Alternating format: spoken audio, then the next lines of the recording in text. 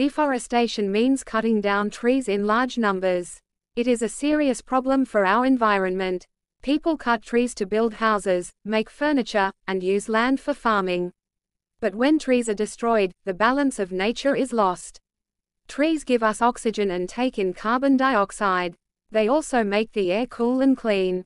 Without trees, animals lose their homes, and the soil becomes loose. As a result, floods, droughts, and soil erosion happen more often. Deforestation also causes global warming and changes the weather. It harms our life and the planet. To stop this problem, we should plant more trees. The government should make strict laws against cutting trees. People must understand that trees are our best friends. They give us food, shade, wood, and fresh air. If we save trees, they will save us. So, everyone should take care of nature and stop deforestation. বৃক্ষনিধন অর্থ হল বিপুল পরিমাণে গাছ কাটা। এটি আমাদের পরিবেশের জন্য একটি গুরুতর সমস্যা। মানুষ বাড়ি বানাতে, আসবাবপত্র তৈরি করতে এবং কৃষিকাজের জন্য জমি পেতে গাছ কেটে ফেলে। কিন্তু যখন গাছ ধ্বংস হয়, তখন প্রকৃতির ভারসাম্য নষ্ট হয়। গাছ আমাদের অক্সিজেন দেয় এবং কার্বন ডাই অক্সাইড গ্রহণ করে।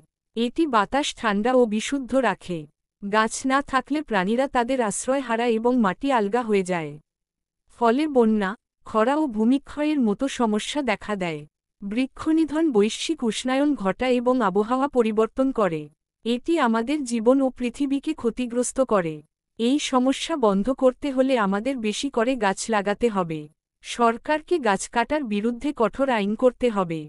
মানুষকে বুঝতে হবে গাছ আমাদের সবচেয়ে ভালো বন্ধু। তারা আমাদের খাদ্য, ছায়া, কাঠ ও বিশুদ্ধ বাতাস দেয়। আমরা যদি গাছ রক্ষা করি, গাছও আমাদের রক্ষা করবে। তাই সবাইকে প্রকৃতির যত্ন নিতে ও বৃক্ষনিধন বন্ধ করতে হবে।